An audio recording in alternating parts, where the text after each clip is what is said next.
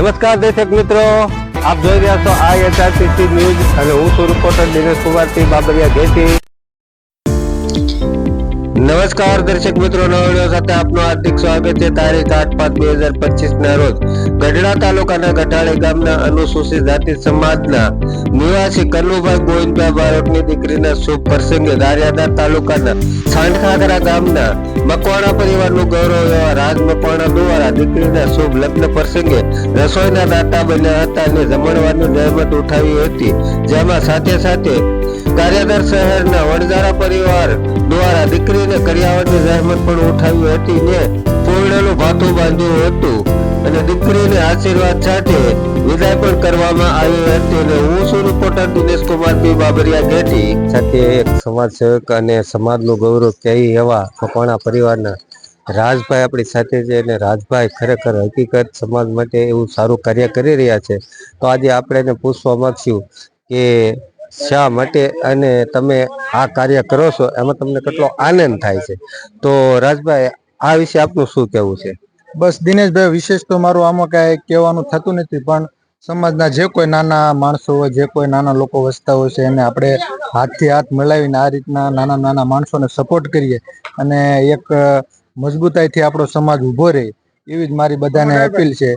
કેમ કે ઘણા ખરા જે બનાવો બને છે, ઘણી ખરી જે વિધિઓ થાય છે, તો એ આવા કાર્યોથી થકી આપણે કંઈક જાગૃતિ ફેલાવીએ, બસ એવો જ મારો ધ્યેય છે. વધારે વિશેષ તો આમાં કંઈ કહેવાનું ન હોય, પણ એક ભગવાને જે નિર્માણ કર્યું છે એના થોડાક આપણે નિમિત્ત બની શકીએ અને એમાં ભાગરૂપી સહયોગ જે આપણેથી અપાતો હોય એ આપીએ. બીજું વિશેષ તો આમાં વધારે કાંઈ. પછી બીજું કે હું ઘણી જગ્યાએ જોઉં છું, આપ રસોઈનું જ્યાં ધાર્મિક કામ હોય છે અથવા લગ્ન પ્રસંગ મા બાપ વગરની દીકરીઓ હોય અથવા કોઈ દીકરીઓ ગરીબ હોય, એમના ઘરે તમે રસોઈનું સારું એવું ઉપયોગ થાવ છો, રસોઈ આપો છો, તો એના માટે મને તો આનંદ છે જ તે, પણ સમાજને આપ શું કહેવા માંગો છો એના વિશે?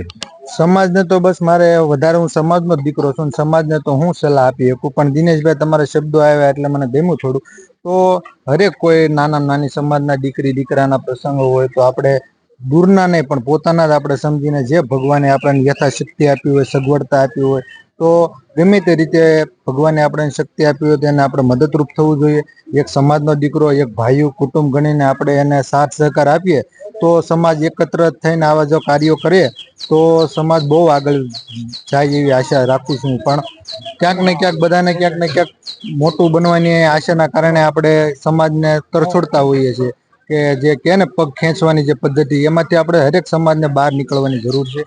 અને આવી જ રીતે જો આપણે એક બનશું ને આવા નેકના કાર્યો કરતા રહીશું તો મને નથી લાગતું કે સમાજ એક બની જશે. અને જે જાતિવાદીના જે ભેદભાવો છે, જે ફાટા પડી રહ્યા છે, હમણાં તાજેતરમાં જે કાશ્મીરમાં હુમલો તો કોઈ પ્રકારની કઈ જ્ઞાતિનો છે, કઈ સમાજનો કોઈ પૂછવામાં આવ્યું નહોતું, અને હિન્દુ છો મુસલમાન છો એ પૂછીને જે કાર્ય કૃત્ય કરવામાં આવ્યું તો એ હું વખોડું છું. એને કૃત્ય જે કાંઈ કરવાનું એનો બદલો પણ મોદી સાહેબે આપ્યો છે. તો આવા બધા કાર્યો થતા રહે છે. તો આપણે હવે નથી લાગતું કે ઝાઝો સમય આગો છે, તો બધાને એક બનો, નેક બનો, અને જે આવા ઉજળા કાર્યો થતા હોય એમાં ફૂલ નહીં તો ફૂલની પાંદડી રૂપી આપણે સેવાનો ભાગમાં જોડાઈએ અને આવા ઉજળા કાર્યોમાં સાથ સહકાર આપીએ. પછી બીજું કે મેં ઘણી વાર એવું મેં પોતે વિડીયો બનાવેલા છે તમારા, અને સમગ્ર સમાજ, આપણી જ સમાજ એવું નહીં, સમગ્ર સમાજની અંદર ધાર્મિક કાર્ય હોય એમાં પણ તમે ઘણો એવો ફાળો કરો છો, ઘણી મદદ કરો છો, ઘણી મહેનત કરો છો.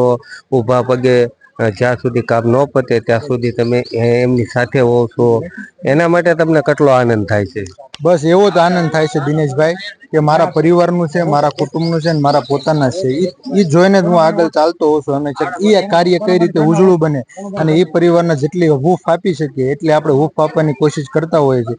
કે હરેકને મા બાપની દીકરીનો પ્રસંગ હોય કે કોઈ પણનો પ્રસંગ હોય તો હરેકને એવી આશા હોય કે અમારો પ્રસંગ ઉજળો થાય, આનંદમય રહે અને વાતાવરણ એવું સારું એવું જળવાઈ રહે, એવી હરેક માવતરને અંદરથી એવી ઝંખના હોય છે. તો આપણે કઈ રીતે એને મદદરૂપ થઈ શકીએ, કઈ રીતે એને આપણે હૂંફ આપી શકીએ, કઈ રીતે એને સપોર્ટ આપી શકીએ, બસ આ વસ્તુને હું ધ્યાનમાં લઈને હરેક વખતે સમાજમાં નાના મોટા કાર્યમાં હું જોડાતો હોઉં છું અને મારું જે કાંઈ સમર્પણ આપી શકું એ હું આપતો હોઉં છું. ખરેખર હકીકત ગૌરવ લેવા જેવી વાત છે અને હું તો દિલથી તમને ધન્યવાદ આપું છું અને ખરેખર આશીર્વાદ પણ આપું છું. હું એવો કોઈ ભાગ્યશાળી માણસ નથી તમને આશીર્વાદ આપી શકું, છતાંય હું એવા દિલથી તમને આશીર્વાદ આપું છું કે ખરેખર તમે આવું સારું કામ કરો છો એ બદલ. અને સમાજને પણ હું કહેવા માંગુ છું મિત્રો કે ખરેખર હકીકત જે તમે પોગો તે નાના માણસોને મદદ કરજો, બરોબર છે.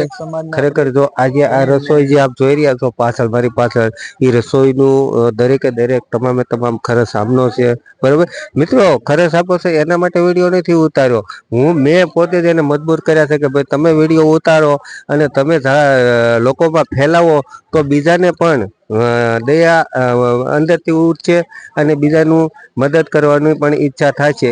એ બદલ મેં એમને મજબૂર કર્યા છે. તમે એ પોઈન્ટ કીધો એટલે હું થોડોક કહેવા માંગીશ કે કોઈ પ્રસાર માટે કે કોઈ પબ્લિસિટી મેળવવા માટે કોઈ રીતના દિનેશભાઈ નું સખત કહેવાનું તો ભાઈ તમે વિડીયો બનાવો, પણ મેં ના પાડી છે. છતાં એમ નહીં કે તમે આવા સારા કાર્યો કરો છો તો સમાજની જાગૃતિ પ્રમાણે આપણે બહાર લાવવા જોઈએ અને સમાજને ખ્યાલ આવે તો આ વિડીયો બનાવવાનો કે ન્યૂઝ ચેનલ થકી જે પ્રચાર કરવાનો કોઈ એવો ઈરાદો નથી, પણ આવા સારીઓ કાર્ય કરતા હોય તો બીજાને પણ આમાંથી પ્રેરણા મળે. દિનેશભાઈ નું કહેવાનું એમ છે કે કોઈ નાના માણસો હોય તો બીજાને પણ એ રીતે આપણે ખંભાથી ખંભો મેળવીને આ રીતે સારા કાર્યો થતા રહે તો એમાં જે નાનું મોટું યોગદાન સારો વિચાર માણામાં પ્રોવાઈડ થતો હોય છે. તો આ વિડીયો બનાવવાનું કે ન્યૂઝ ચેનલ થકી પ્રચાર કરવાનો રીઝન બસ આ જ છે. બાકી તો ભગવાન બધાને બધું દેતા હોય છે અને બધા પોતપોતાની રીતે કમાતા હોય છે અને જે તે વસ્તુ બધી જ સમાજમાં થતી હોય છે, પણ આવા વિડીયોથી આવા ન્યૂઝથી સમાજમાં પ્રેરણા પેદા થાય અને સમાજમાં જે ક્ષણરૂપી જે કાંઈ પોગે એ રીતના દિનેશભાઈ નું જે આવું બિનસ્વાર્થી કોઈ પ્રકારનો સ્વાર્થ વગર જે આ સમાજમાં જે ઉચ્ચ સ્તરે જે કાર્ય કરે છે એને પણ હું બિરદાવું છું કે તમે નાનામાં નાની વાતને જે નિરીક્ષણ કરો છો, જે સમાજમાં ફેલાવો કરો છો, એ તમારું બહુ સારું કાર્ય છે. અને વિશેષ આમાં વધારે તો વિશેષ કાંઈ ના કહેતા, બસ અહીંયા વાતને અહીંયા પૂર્ણ કરું છું. ધન્યવાદ ખૂબ ખૂબ રમેશભાઈ, રાજભાઈ. ખરેખર હકીકત આ વિડીયો હું એટલો ફેલાવીશ ને મિત્રો તમે પણ આ વિડીયોને શેર કરજો, બીજા લોકોને પણ દિલથી ઉમંગ થાય અને બીજાનું મદદ કરવાની ઈચ્છા થાય. તો જય ભીમ, જય સંવિધાન, નમો બુદ્ધાય.